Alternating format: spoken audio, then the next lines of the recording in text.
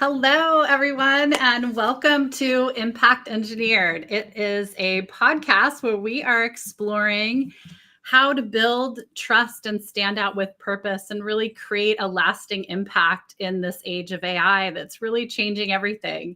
And my guest today is somebody whose work has inspired me and millions of entrepreneurs around the world. He is the best-selling author of Beach Money.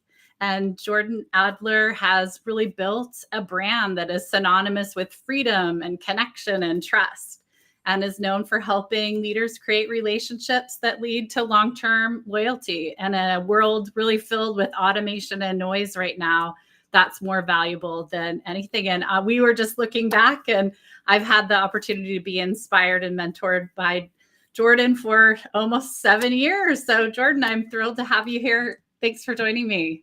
Thank you. Thanks for having me on your podcast. I'm excited to be here, and we have a lot to talk about.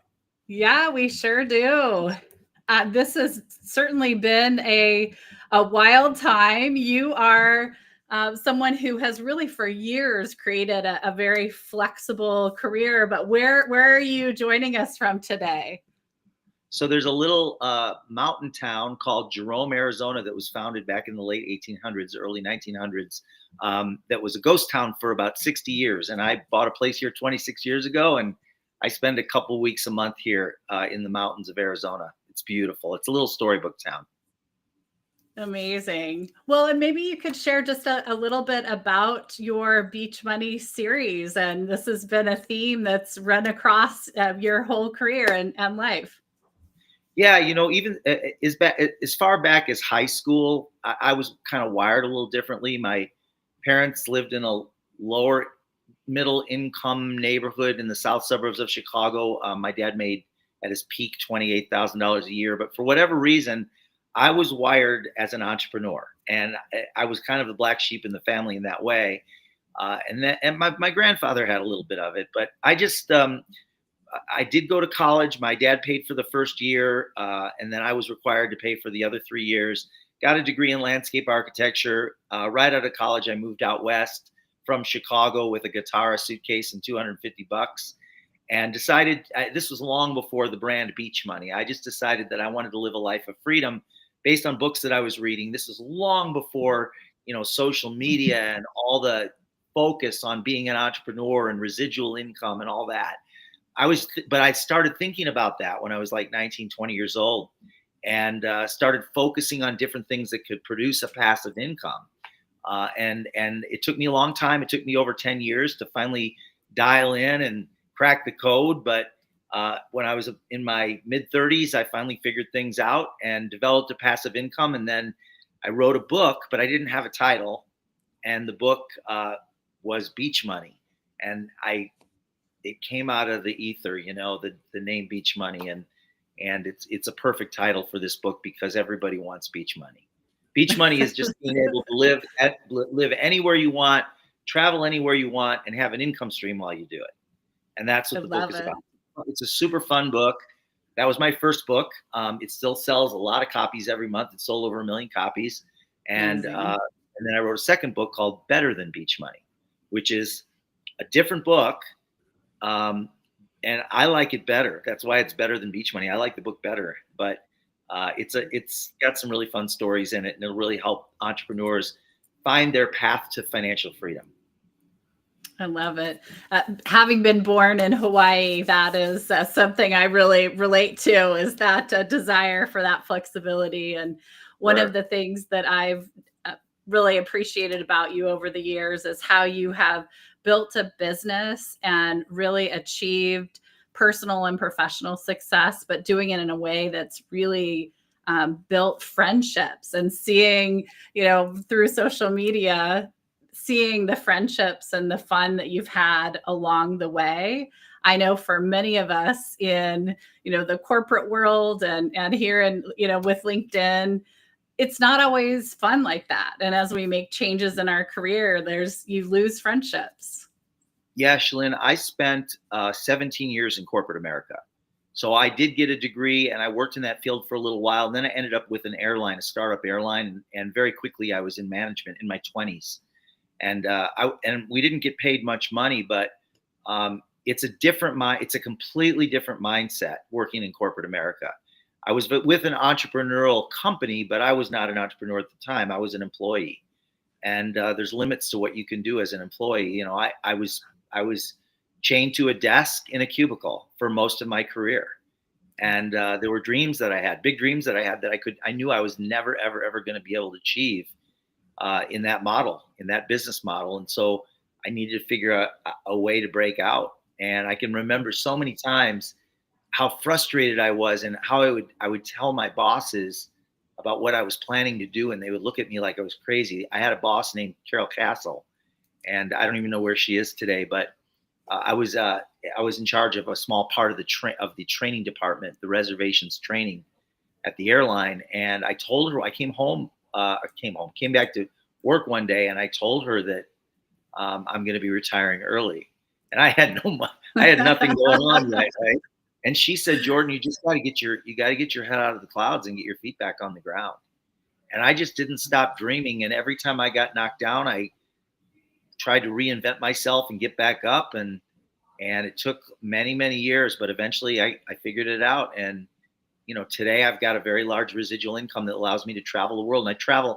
I'm one of those guys, like, this is not for everyone, but I'm pretty much on an airplane every week going somewhere to meet up with friends. And we were in New Orleans about 2 weeks ago with a group of my friends from all across the country. We go once or twice a year there and just play and have a good time. I'm heading off to Rocky Point, Mexico in a couple of days, but I always dreamed of having that life that would allow me to travel anywhere, whenever I wanted to. Now, that's not for everybody. Some people want to be able to spend more time with their family, or take a mission trip down to South Africa, or whatever, whatever it is for you. Everybody's got their own dreams. So, But I think that trust, the foundation of so much of what you do, is building relationships, building trust. And although AI has created this, I think, just incredible opportunities for all of us, there's certainly the challenges, but just incredible opportunities. It has also brought along with it a lot of distress. Now you have to stop and think. Almost anything you see or read, is this actually true? Did this person write this? So looking back, before kind of the brand and the books, it's sometimes hard to relate to where you are today. But if you go back to the beginning, how did you go about building trust? And when you didn't have the track record, and you were, retiring from the airlines in your 20s, and you hadn't built what you've built today. And, I think it's important to kind of go back to those basics. Yeah, as human beings, relationships are always going to be the most important thing. Like, I teach people, and we live by, in our businesses, 80% relationship, 20% marketing. So the reason people do business with businesses and with people is because they have a level of trust with those people. So, and I don't think that's ever going to change. When I was a kid, we would be bombarded at my age, when we were children, we would be bombarded by about 500 to 1,000 marketing messages a day through billboards, television advertising, radio advertising, like that. Well, today, kids are being bombarded with tens of thousands of messages a day through scrolling social media. Adults are getting bombarded with more than that, because they're on, they have emails and things, and they're getting hundreds of emails a day, and everybody's trying to sell you something. It's like the age of the entrepreneur today. Everybody is marketing something, it just feels like. And so we're getting numb to that. And now with AI, somebody can multiply that times 10,000, with a click. And we're just getting numb to all the marketing noise. So that puts us in a position to where relationship becomes even that much more important. So one of the things, like a couple of things I did when I was younger, when I was in my 20s, and this came as a result of the way my mother raised me, but also books that I'd read in my early 20s, and the importance of making sure that every person that did something nice for me got a thank you card from me in the mail. I mean, as simple as that.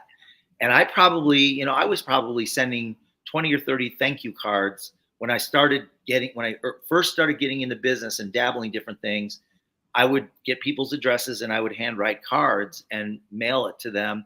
And if I saw an article in the newspaper about somebody that, that celebrating some type of a success, I'd clip the article out and I'd fold it up and put it in a card and write, "Hey, congratulations, good work. Uh, good to see you on the move." And then I would mail that to them. And I did that for years. I had a Rolodex, and that helped to build my foundation of relationships. And you can, if you've got a good Rolodex, you can go anywhere and be successful in business. You don't even need to be smart. You don't need to have skills, but if you've got relationships, you can go anywhere. And it's like people wonder, how do you just make a phone call and get something done, or send a text and get something done if you're starting off in a business? Well, if you've got a foundation of 1,000 or 500 really strong business relationships, it's really easy to get things done. So Harvey McKay in his book Swim with the Sharks says, if you want to predict the future of someone's income, look at the size of their Rolodex. Well, that's old school, right? Rolodexes, we don't use Rolodexes anymore. You can find those at the Goodwill shops. But what we do is we have a phone that has our contacts in it. But it's not just having a lot of contacts. It's like, what are you doing with those contacts? Exactly. What are you doing with the people that you're connected to? Do they see you as somebody that's only contacting them when you need something? Or do they see you as somebody who really cares about you as a person, right? Yeah. So Absolutely. we talked about that for a long time. Yeah. And I think, LinkedIn in particular makes it so accessible to get to almost anyone in the world. And if you invest some time, it's actually stunning how much easier it is to get to them through LinkedIn than any other way. Yeah. But yesterday, I actually had a situation where somebody, a former colleague, reached out and was wanting to find out how I knew this particular person. And I honestly had no idea. We were just connected on LinkedIn, but it made me realize that it's, as you build all these followers or connections and that somehow feels good, it really loses the impact when you really don't have relationships. You're just connected. And this person happened to be his former college roommate. And it was perfect, since we were meeting today, and just reminded me about that, building those relationships, staying in touch. And one of the things I learned from you years ago was, creating moments that matter. And sometimes it's the small things that just stands out. And some of those sending cards and social media made it easy to, somebody shared a really fun moment on Facebook, and we have all these digital copies, and taking that photo and sending it, and they got it in the mail. It was just so touching in a way that wasn't like that in the past. Because right now we see our bills, if that, in the mail often. I'd love for you to share maybe time when a small gesture really led to something much bigger than you imagined. I know you have some of those stories. Yeah. So I had been, I can think of a lot of things that I want to share just based on what you said. But I was struggling for a really long time and had made no money as an entrepreneur. And I had a mentor that I met in a company that I joined as an independent distributor. His name was Jay Smith. In fact, my book Beach Money is dedicated to him. He was a little bit older than me, and he was married, Jay and Meg Smith. And they had no financial interest in me, but they believed in me. And they were one of the first people that really, truly believed in me as an entrepreneur. I didn't have any money. I don't think I had $100 in my bank account at the time. And they invited me to come to an event in San Francisco. And I felt like I had no business going, but they said they'd pay for my airline ticket and my hotel. And I went, and I sat in the front row, and Jay and Meg sat behind me. And at one point during the event, Jay tapped me on the shoulder and he handed me a note. And I opened it, and it was on his stationery. And he just hand wrote on there, "Nothing would make me happier than to see you get your executive promotion, and soon." And executive was the top position in that company. And I had never signed anybody up. And so I didn't believe it when he did it, but I still have that note to this day. He passed away 20 years ago. And I still have that note. And it took me a year and a half, and I made executive. But it was the fact that he believed in me enough to give me that note, and I believed him. When he said it, I believe, and I wanted to make him proud. And so I went to work, and that was a catalyst. The other thing that came to mind, Shalyn, when you were sharing this is I have a friend named Jason who owns a roofing company called State 48 Roofing in Phoenix, Arizona. And he was telling me a story about he goes out to a house. He got a lead to go out to a house that needed some roof repairs because they had a leaky roof. And he goes out there, and it had been a few years since the roof had been repaired. And he asks the owner of the house, why didn't you just contact the person that made the repairs the first time? And they said they can't even remember who it was. Mm. So it's like, that was something that caused him to change his behaviors. He decided that he was going to make sure that every single one of his clients got 2 or 3 cards a year in the mail, personal cards, not marketing, because marketing goes from the mailbox to the trash. Everybody gets marketing, but cards to say, we care about you as a customer. He puts pictures of his family on the back of the card, really personalizes it. And he does that. Every one of his customers receives 2 or 3 cards a year, because you never know when the roof's going to start leaking or when the shingles are going to start getting cracked and needing replacement. And so that way, when they're ready, the first roofer they think of is Jason, because he's the one that stays in touch with them in a meaningful way. Yeah. So, and there's lots of ways to do that. Cards is one. I personally think, cards are so underutilized today, and there's systems. You can automate that today. There's systems to do it in a personal way using technology that a lot of people don't even know about. Yeah, absolutely. That was something that I've used for years, and today is so easy it's so easy to use that it's often when I'm sitting around waiting for a dentist appointment that you could just knock those out in those moments when you wished you could connect. But I think that having a way of making that be a part of your life and not just happenstance is a challenge sometimes. And, I think you mentioned something about being unforgettable, and it seems like every day people are talking about visibility online, building a brand, but being truly unforgettable is different. And what do you think? You've now had a chance to work with people on this particular challenge, but what do you think most people miss when they're trying to stand out? Well, I think most business owners, salespeople it's all about sales. It's all about sales. It's all about getting the business, closing the business. And they don't focus on the long game. People that are serious about business that ultimately end up with big businesses, they're playing a long game.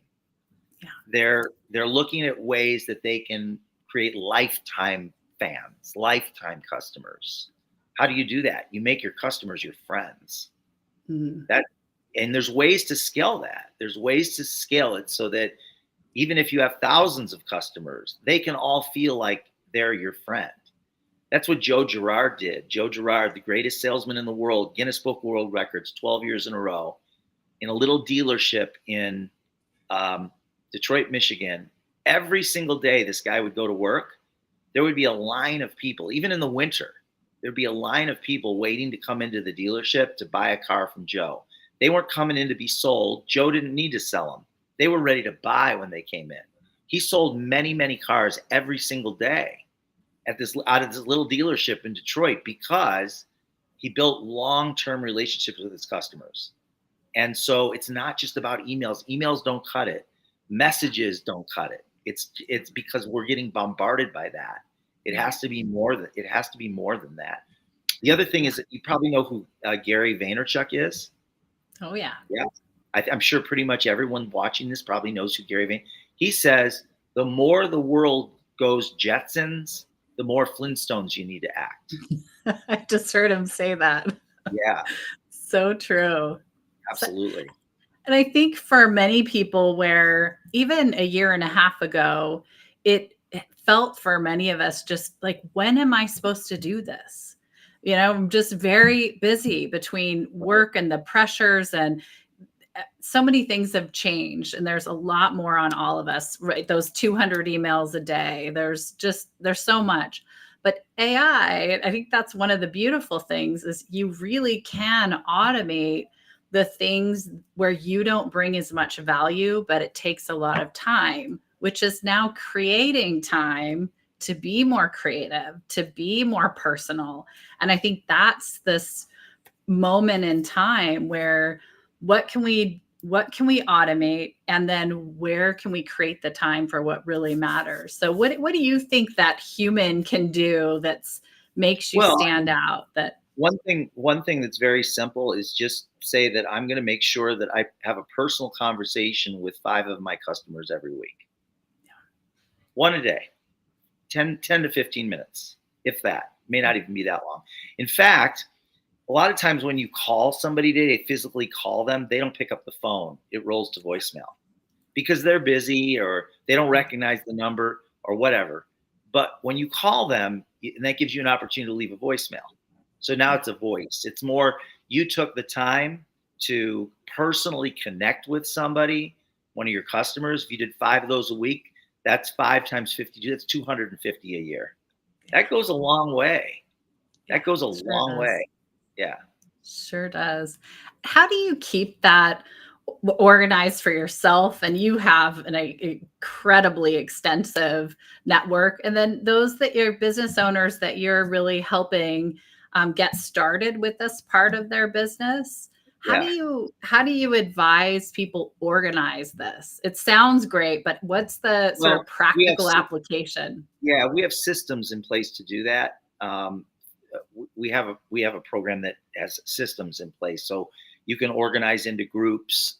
We also have VAs that can help somebody with it. So if somebody wants to, if they want to implement a gratitude strategy into their plan, we have very, very reasonable plans that allow people to have an assistant that will do the work for them around this to get you organized, to get your contacts in, to help you design some, creative, personalized business cards for you, those kinds of things. So, we have that, but I'm personally not the best at organizing myself. I act on promptings. So like I think about somebody, if they pop into my head, there's a reason, and that means I'm gonna send them. I'm either gonna send them a message, send them a card, or give them a phone call. So the message, I still do messaging, but not nearly as much. I'm gonna try and do something that's going to make them. I want to give them that wow experience.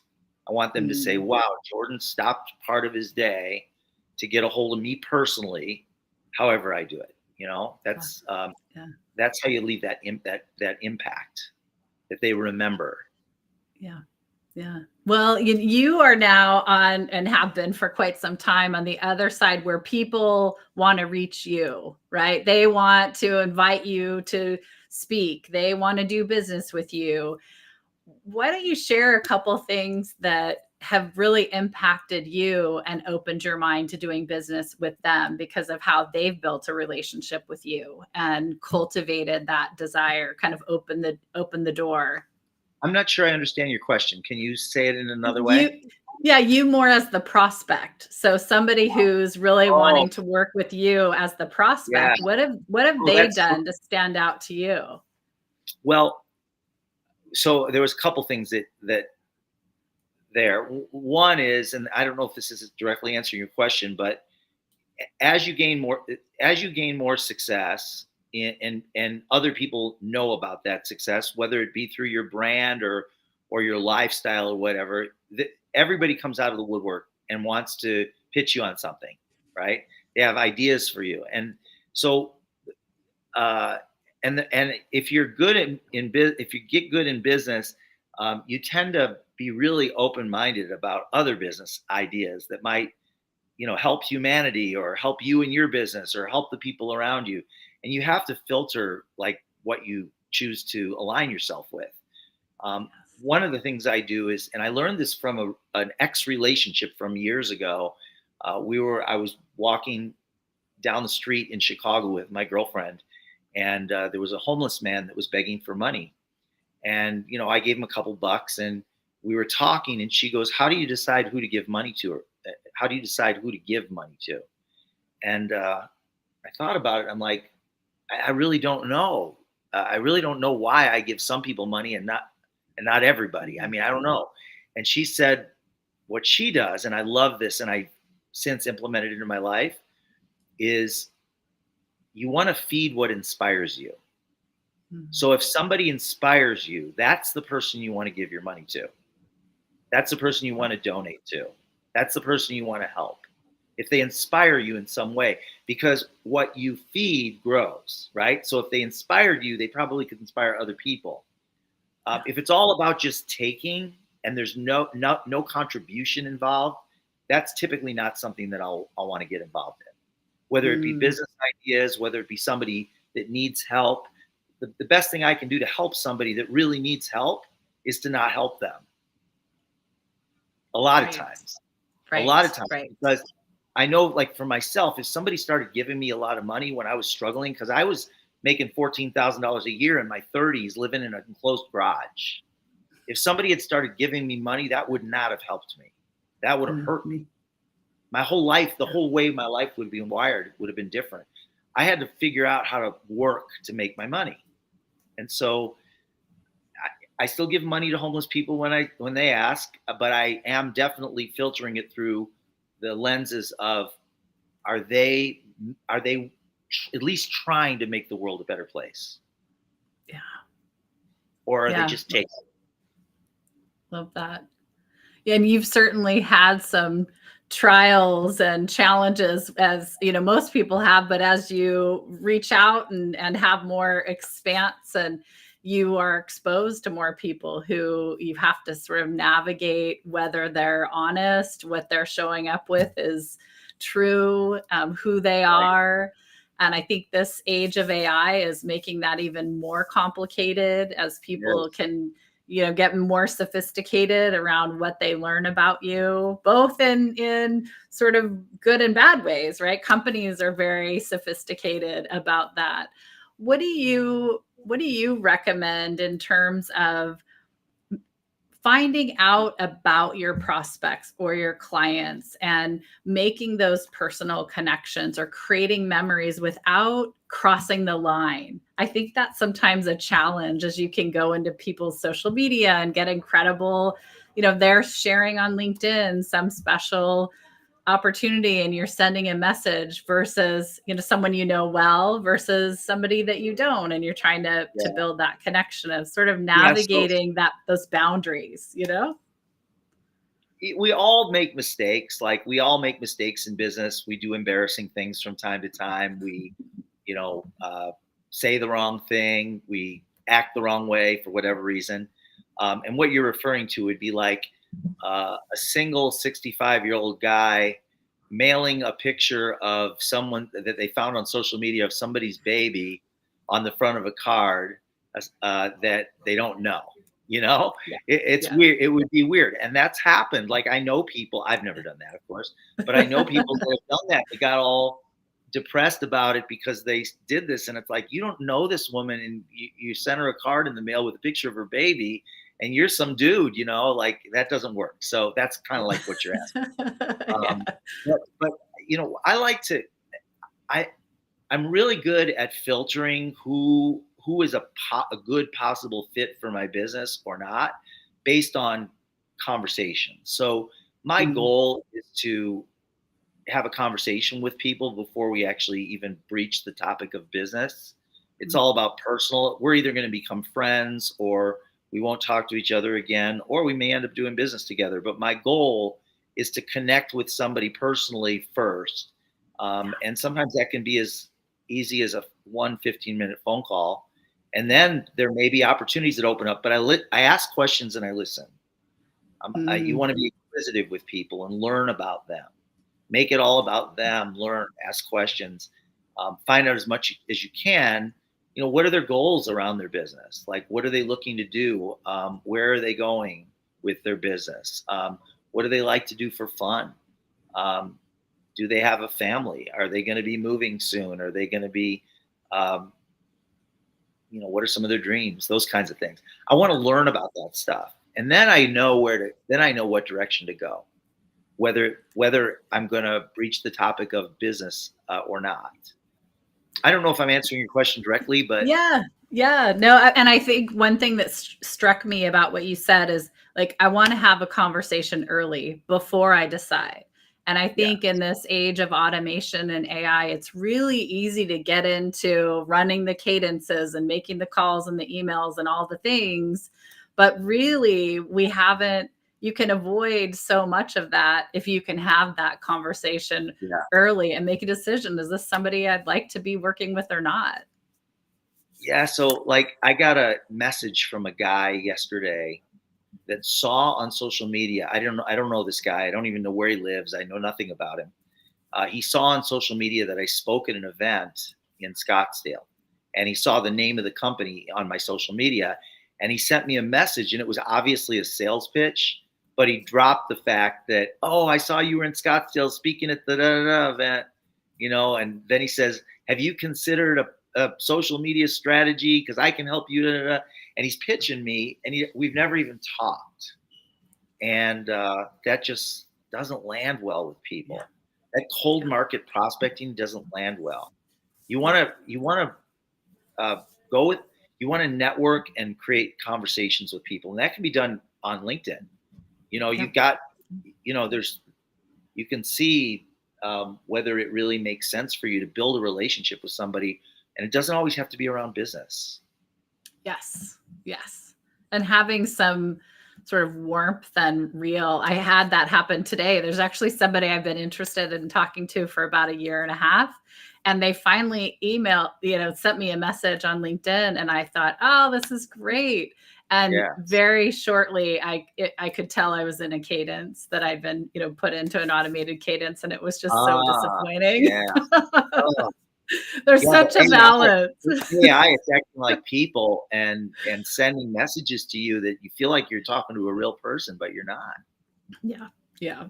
Yeah. Now, you're part of BNI, Business Networking International, and helping companies and businesses really take this to more of a big picture, right? Of how to build that loyalty and trust in the business and not just into the individual people who may come and go out of the business. Do you have any advice around how to approach that so that it's not just you or a particular employee, but something that's you're building about your business, and that's how the businesses in the community? So are you talking in the context of BNI, like the relationships that I have with the members of the BNI chapter? Or? More of as you work with different members, if they're business owners and they want to start, leveraging gratitude and trust as a business, not just Right. necessarily as a individual person. Well, yeah, Yeah. I'll schedule a one-to-one with them, and again, in that meeting, I'm going to ask them a lot of questions. I want to find out, do they have a gratitude strategy right now? Most of them will say no because they don't. Do you have a strategy that is going to ensure that customers are going to continue to come back to you, and the first person they're going to think about in your trade is you, like versus anyone else? You're just going to pop right into their mind. Do you have a strategy like that? And if they say no, then I can give them an example of I could give them lots of examples of people that have done that have made a big difference in their businesses. So I'll give you an example. Mike and Lisa Truentrend, they live in Massachusetts. They have 4 kids, and I met them when their kids were very young, and they decided to and they reached out to me because of my book. They had read my book, and they reached out to me, and they wanted to set up a system just so they could send out baby shower announcements and thank you cards to people that bought them gifts and holiday cards and things like that. So we set them up, and that was about 15 years ago. Well, 10 years ago, they started a roofing company, the 2 of them, Michael and Lisa. The kids are older now, and they call it Rhinoback Roofing.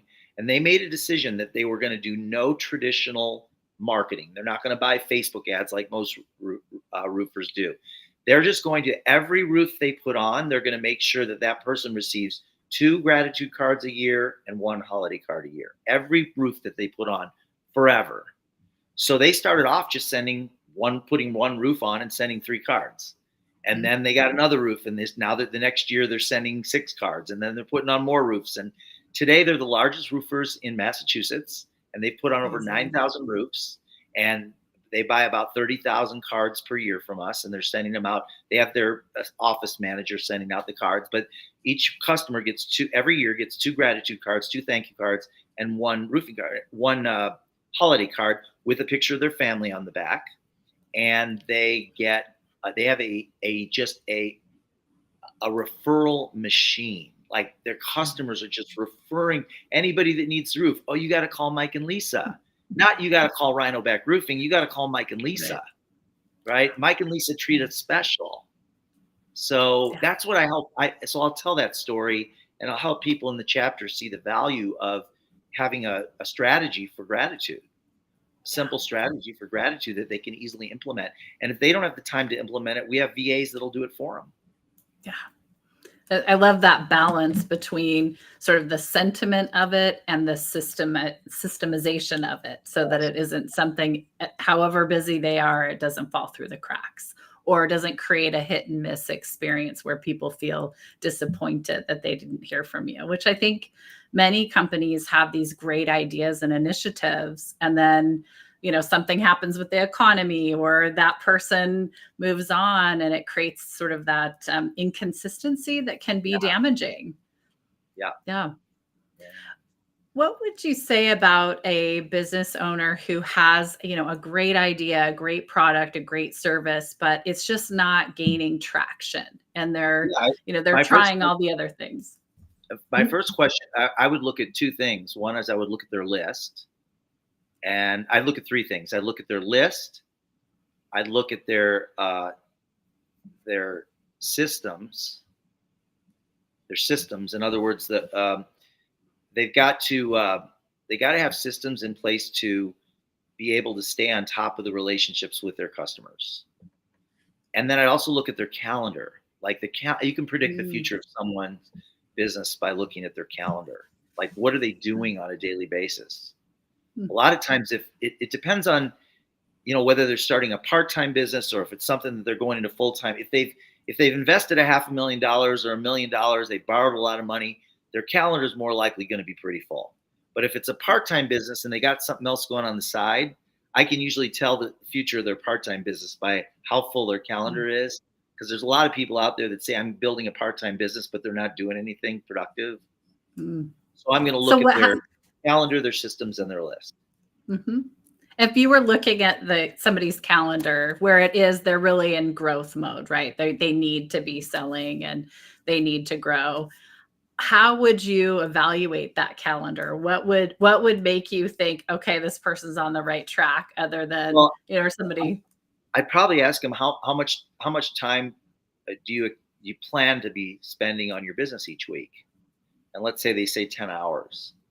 And then I'd look at their calendar, and the things that they're doing in those 10 hours are those things that are going to advance their business, like meeting new people, building relationships with those people, setting up presentations, giving presentations, following up, getting people set up in the business. All those things is that what's on their calendar, or do they have stuff on their calendar that really doesn't coincide with the growth of a business? Because a lot of times it's not that they don't want to do it, it's they don't really know, especially if they're new business owners, they've never done it before, and they're in a part-time business. They don't really know what they need to do specifically to grow the business because they've never done it before. Like, I know working in a job, the skills and the focus of working a job is very different than the skills and the focus of building a business. And so they're going to have to focus on different things in order to get traction. Yeah, absolutely. And what they want to spend their time doing, I think your Beach Money brand is such a perfect way of, that's going to appeal, like, be a dream of a lot of people. And there's others that are like, that's never, I want to have that structure and predictability, and I don't want that. But leaning into what is going to be what you want as a person. Absolutely. Shalyn, I can't even tell you the number of people, like it's an endless list of people that have read my book that today are living. I have a woman that's living on a sailboat with her husband in the Caribbean. She's in British Virgin Islands right now, and they're going to the Dominican after this. But she's been on since 2021 because of my book. She read the book and she got excited about having beach money, and she created a beach money, and now she can travel all over the world. I have a woman that was in corporate America that was miserable, that had kids at home. She wasn't spending any time with her kids, and she read Beach Money. And after reading Beach Money, she decided to go to work. She didn't believe in the business model that would produce residual income. She had a job that paid her for the work that she did, but she would never, ever, ever to be able to have the time to raise her kids with having to go to a corporate job, an executive. So she read Beach Money. She started a business, and today she's got a home-based business that produces a huge residual income, and she's able to travel the world. And I've got so many stories like this of people that completely transform their life because of what they chose to focus on. Yeah. That's incredible. And I've really appreciated seeing those photos and seeing over the years, in 7 years, there's a lot of those stories get created. It's been a lot of fun. Absolutely. Yeah. How do you, as you are approaching somebody building your business and a prospective company that you want to work with, or an individual, how do you go through that process of identifying a prospect and then transitioning them into that client and ally and referral source and really loyal person? What do you do with that relationship? It's different for everyone, but the process is similar, but it's different for everybody because everybody's in a different place. So I was at a theater getting ready to go in and see, it was a charity event where they had a bunch of bands on a stage at a theater in Las Vegas. And I was standing in line waiting to get, and there was a woman and her husband in front of me. And we just started a personal conversation. Just, how'd you guys hear about this? How long have you been in Las Vegas? And just, what do you do for work? Those kinds of things. And I found out that Celine was a realtor. And I thought, realtors need this, like, to be able to build relationships with people, because when somebody buys a home, again, they're going to want to sell a home later. They're going to want to buy another home. They have relatives that want to buy homes. They have friends that want to buy homes. And so I knew that she could really benefit, but I didn't sell her on anything. I just talked to her during the time we were in line. And then I said, do you have a business card? I wanted to get her contact information. So I got her card. Now I have her cell number and I have her email address. And then later I contacted her and I said, based on our conversation, knowing that you're a realtor, I would love to set up a time with you to talk business, because I've got some ideas that might help you grow your real estate business. That's it. I've got some ideas. And we set up a coffee. And during the coffee, I asked her to tell me about her business. And then I said, do you have a gratitude strategy for building long-term relationships? And then she started asking me questions, and I knew she was interested. And then I showed her what I was up to. I showed her our technology, and she signed up to use us. So that's one example, but it always starts with the dialogue, whether it be through messages or through conversation. It starts with that dialogue, but I'm really focused on them, and I want to make it friends first. I always want to make it friends first. Yeah. Well, and taking that time for that person to know that you actually have enough information to be making recommendations, or that, they feel confident that you're not just, pressuring on something. So I think that's that, coming back to the relationship, the conversation, and having it early, doing it quickly, again, that's going back to the long game. Most people, they're in such a rush to get the business that they lose the biggest opportunities. Think about this. Every business person you meet has a relationship with at least a good relationship with at least 1,000 people. Yeah. Every person you meet. And if you can build a level of trust with them and take the time, they will open their network to you. Yeah. That's way more valuable than any amount of money that you can spend on advertising or Facebook ads or whatever you're doing to get business. It's way more valuable. So if you take the time, and not try and rush the relationship, and not try and sell right away, but take the time to build relationships with people such that you trust them and they trust you. And now they're way more open to say, hey, you got to talk to Ruth, or you got to talk to Janie, or you've got to talk to, Chris, because he's got something going on that I think could help you. Yeah. One of the things I've noticed that you do over time with me or with others, just the way you have fun, you do your business, and you have clear boundaries. And That's you that is I'd love for you to share a little bit. I've watched this sort of grind and hustle mentality, and I think having a season like that is all right, but there's a lot of burnout and a lot of turnover and a lot of, I think, lonely, unfulfilled people personally as they're grinding it out professionally and not necessarily having the win professionally. But can you share a little bit about just your philosophy and what you do and what you see others do, where they get sort of that trifecta of the personal success, fulfillment, professional, and just having time for fun and living their life? Yeah, a lot of times, like this trip to New Orleans we just took, we do this like twice a year. These are all my really close friends, but we also do business together. So it's a tax write off when we go to New Orleans. I always make, and it's not always this way. There's times where I get in the grind where I catch myself getting into the grind, and I'm like, what am I doing here? I got to take a break and build something in here it's like, getting your employees together and going out and doing fun things with your employees. That's an example. Or your customers, having customer appreciation reception, or where any customer that is free on Tuesday night, we're going to see a movie, and would you like to come? Just stuff like that. Anything you can do to add fun into your business, gamifying some of your business. People love games and contests, those kinds of things. And I know a lot of you already do that, but it's something that it's got to be an intentional thing.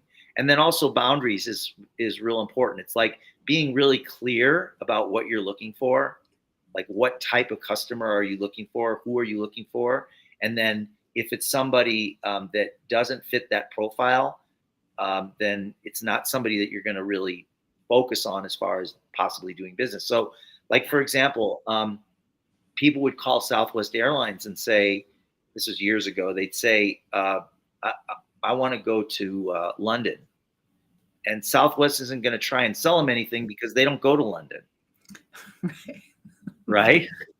Yes. So it's like, you own a sign company and you make small signs for businesses, and somebody needs a big sign like a billboard. Well, you know what your business is. What is your core business, and what are you going to spend your time focusing on? That represents boundaries, because there's certain types of business that you just have to say no to. But if you have a good network, you can refer them to somebody that that you trust. You can refer them to somebody that can help them.